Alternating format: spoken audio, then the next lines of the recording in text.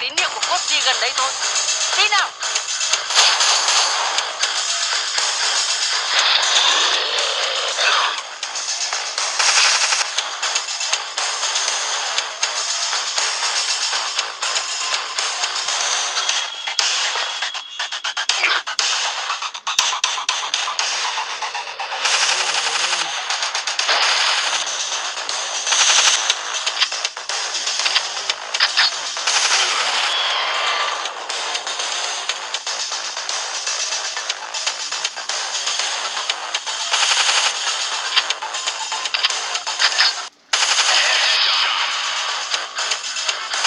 Xong rồi, đi thôi.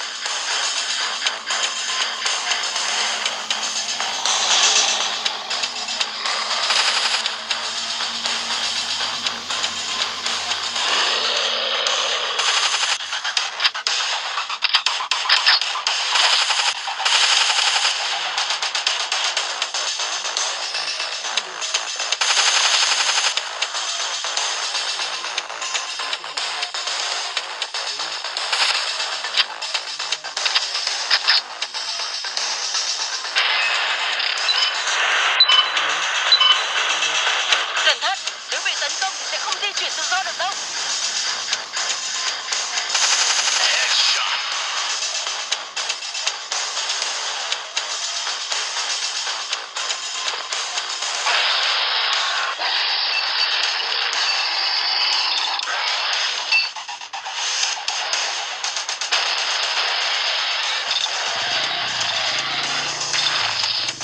Đã có quái vật đó, tốt nhất là nên kiểm tra xem.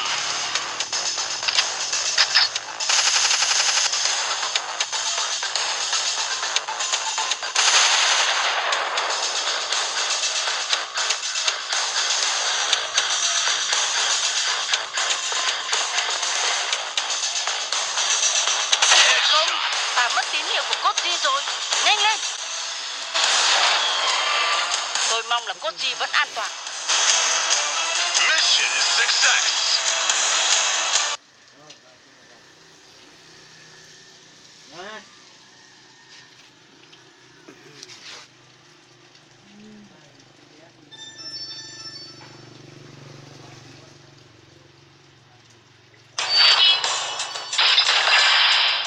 Bạn đã tìm thấy một khẩu súng trường. Nó sẽ...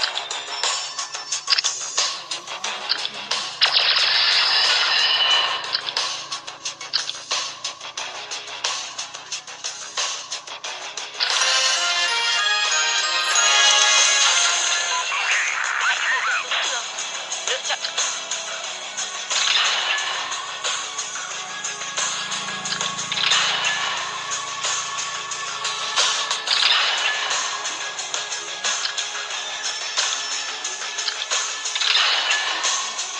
Nhưng khẩu súng này cũ quá. Nó cần được bằng cường hóa vũ khí lên. Và bạn...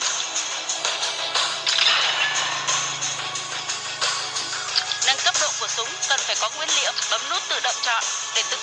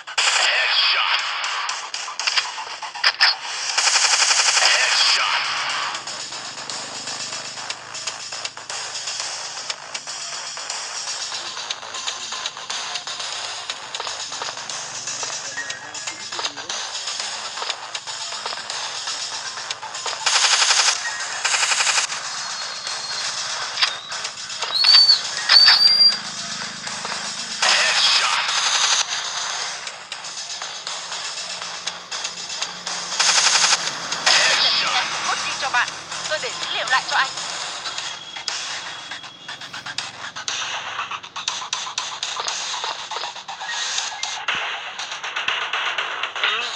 Dữ liệu này bị phân mảnh rồi, phải tìm thêm các mảnh khác nữa.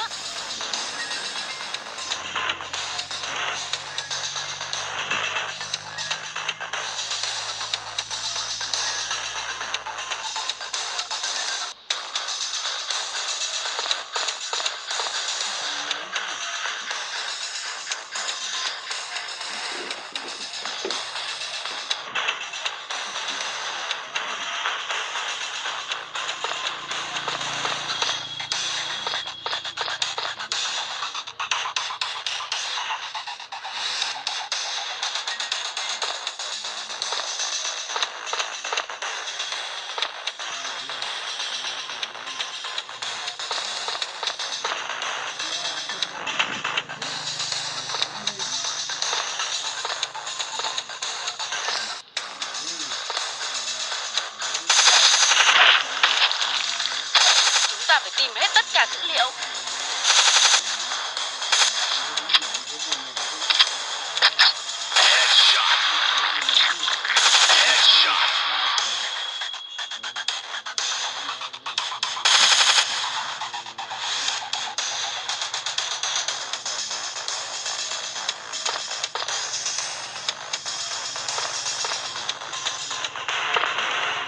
Vẫn không đủ, chúng ta vẫn thiếu mất vài mảnh dữ liệu.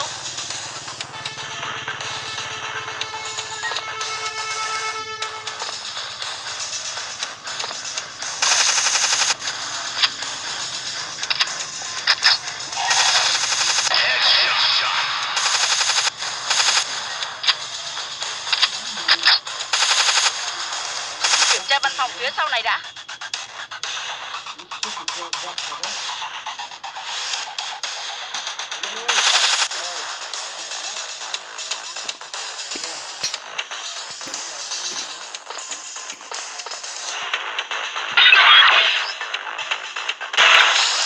Được rồi, tôi đã tổng hợp được dữ liệu.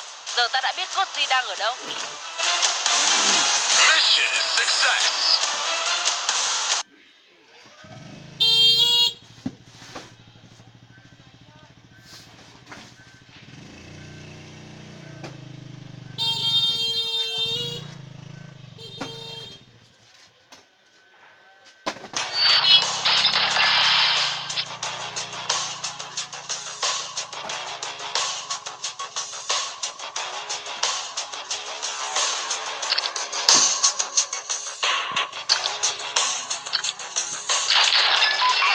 Khi tham gia PvP, bạn sẽ sử dụng các trang bị đặt ở trong ô PvP.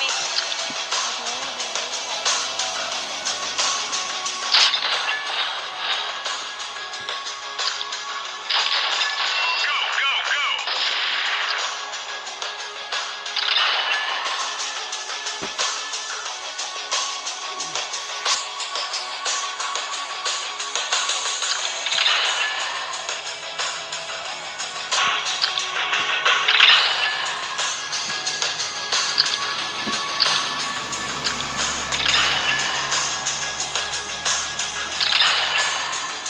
Sử dụng lựu đạn để thổi bay kẻ địch.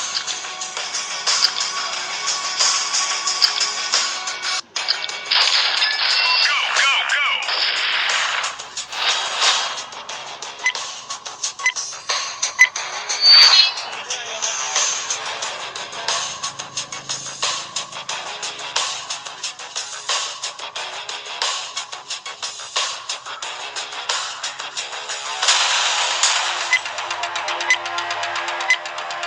Okay, let's move out.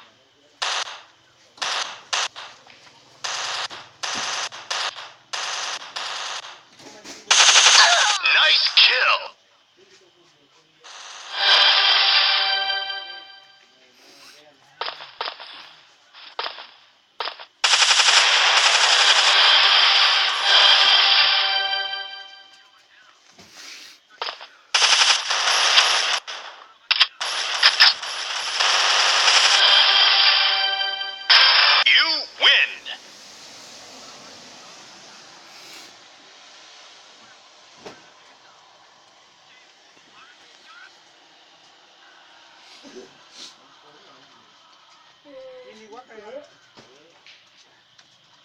Không bỏ xuống chơi.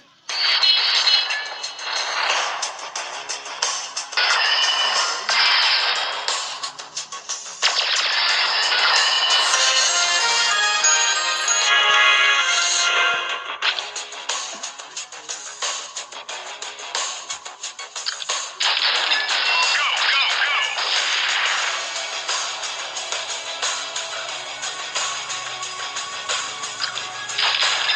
Go, go, go.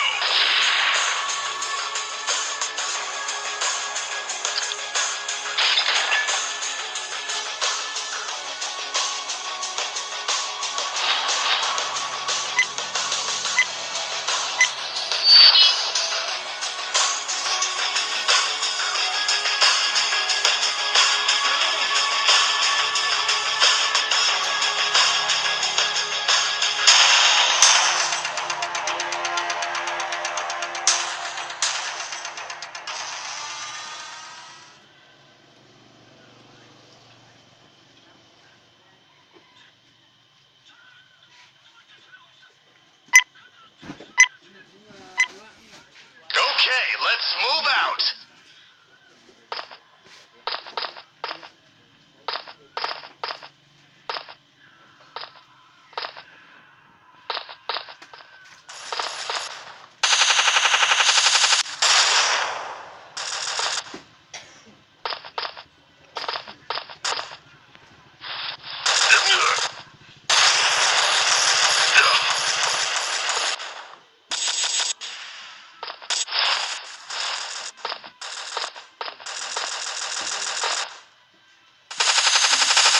Nice kill. Headshot.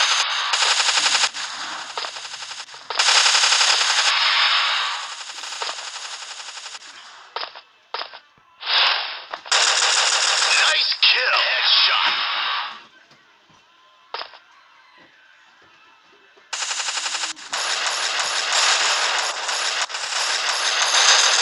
Nice kill.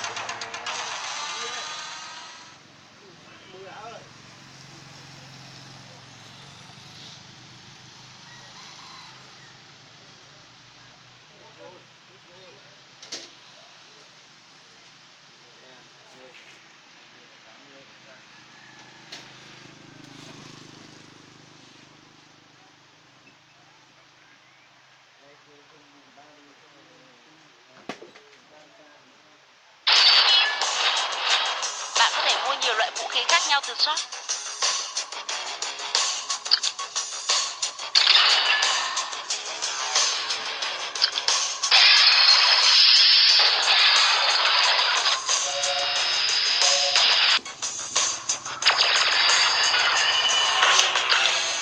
Đây là một khẩu súng ngon đấy. Khẩu gợp nếu chuyển đổi qua lại giữa các súng tùy vào tình hình chiến trường. Phát huy tối đa công dụng của súng.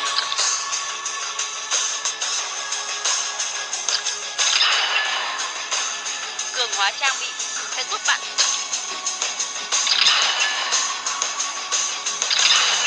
để cường hóa trang bị đã chọn. Bạn có thể dễ dàng kiếm được nguyên liệu cường hóa bằng cách hoàn thành các nhiệm vụ được liệt kê phía bên phải.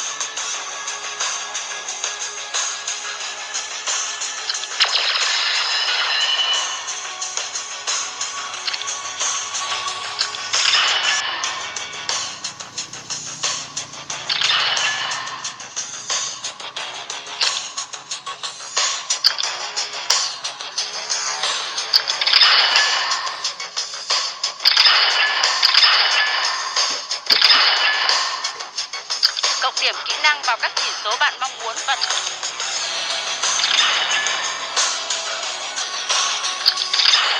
các điểm kỹ năng đã được sử dụng để cường hóa sẽ được khôi phục sau một khoảng thời gian nhất định. Hãy tận dụng chúng tốt nhất có thể.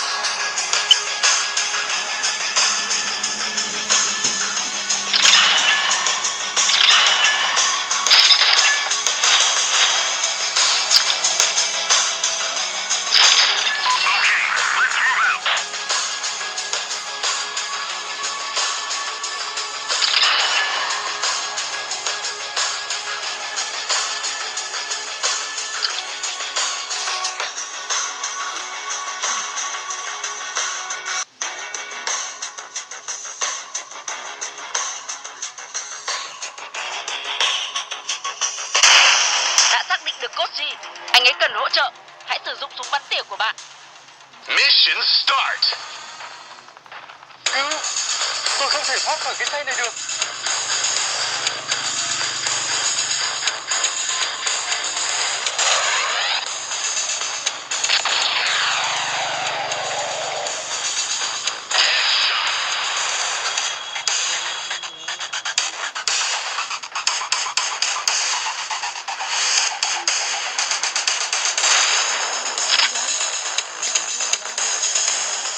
Chúng ta phải cứu cốt gì? Hãy bắn thật cẩn thận nhé.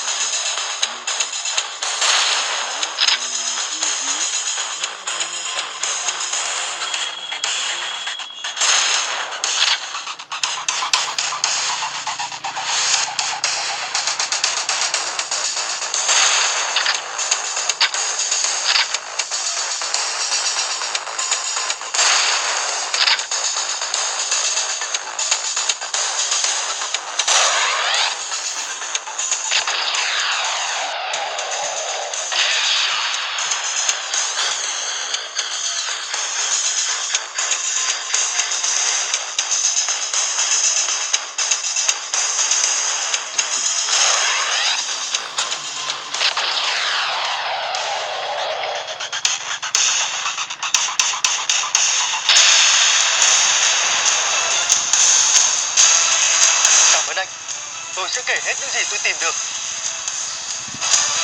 Mission success.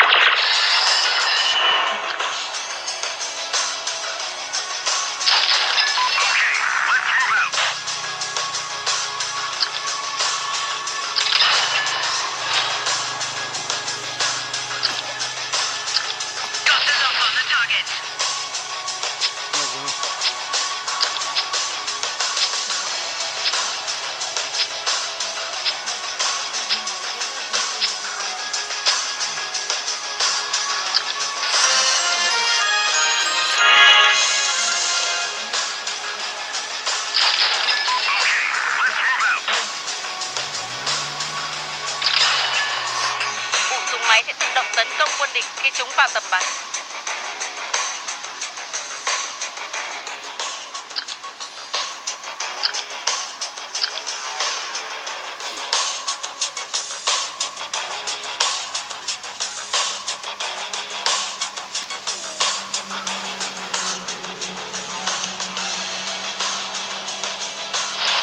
Mission start.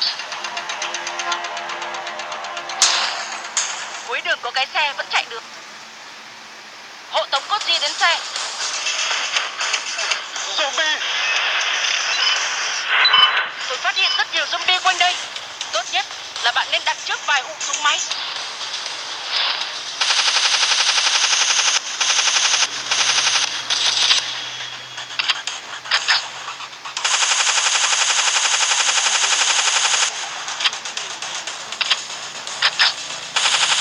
Headshot.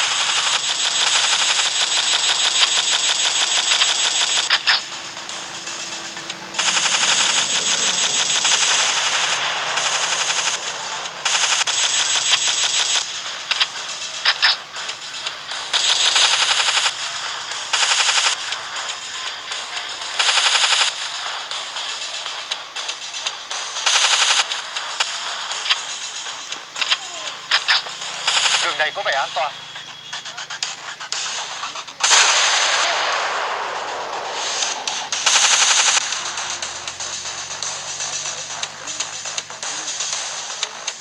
Địch đang đến.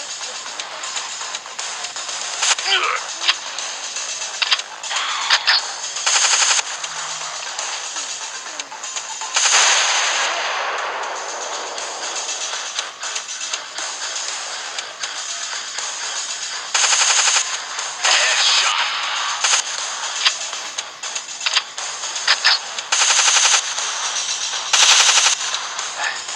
Tiếp tục di chuyển.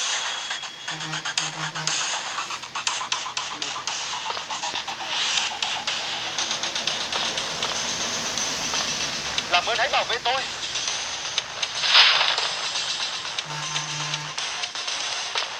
Cứu.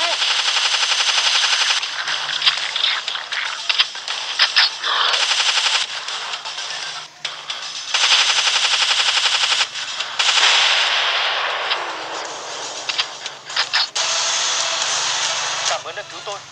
Tốt nhất là tôi nên thoát khỏi đây đã. Mission success.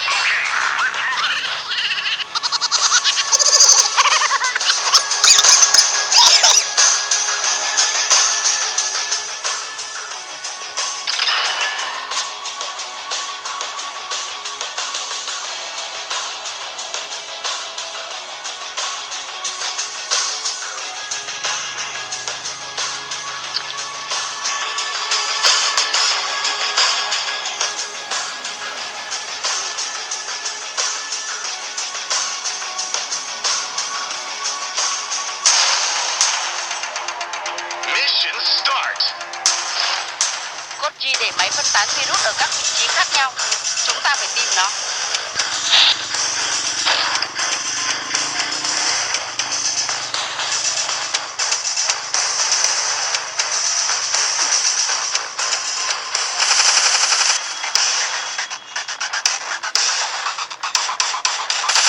Chúng ta phải lên tầng thượng.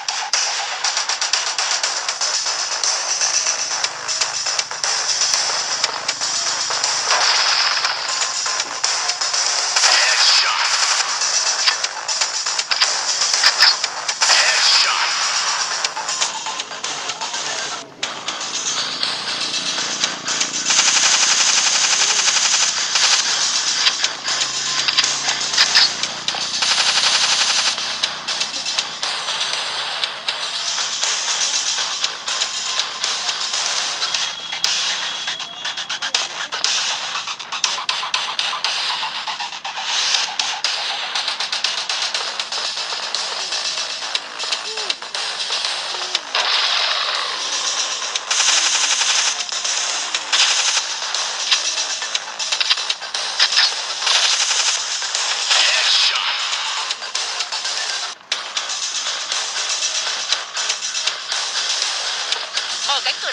và chạy lên sân thượng ngay. Phá rồi, không còn đường khác đâu. Ta phải tìm ra cách để leo lên sân thượng. Cẩn thận.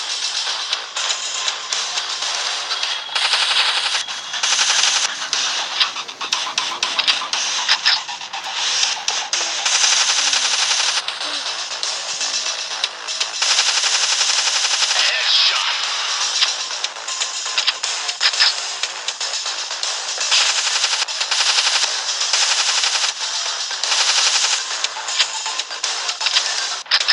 Headshot. Đó hẳn là bảo vệ của tòa nhà. Thử xem trong túi tuyệt quá. Thử chìa khóa đó xem có mở được cửa không.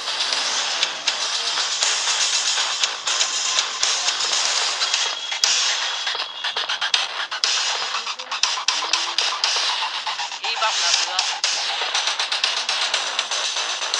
Đi thôi, chúng ta còn phải ngăn chặn việc phát tán virus.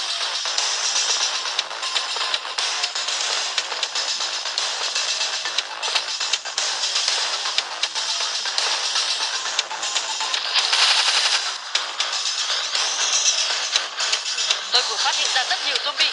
Rút mau.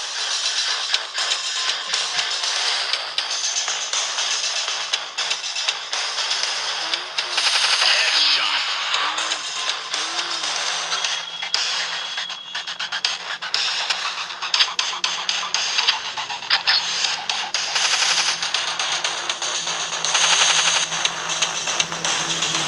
Headshot.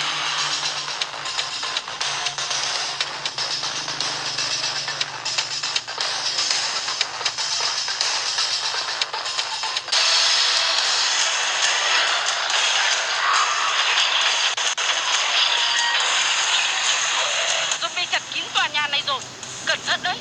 Mission success.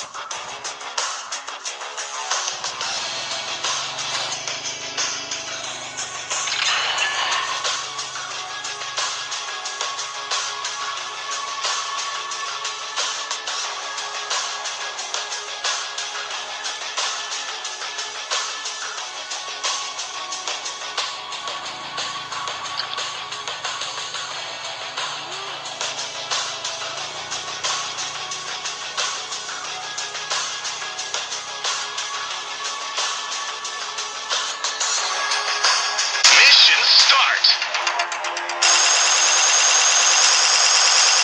Tôi mừng là chúng ta có súng máy. Quét sạch bọn chúng thôi. Headshot.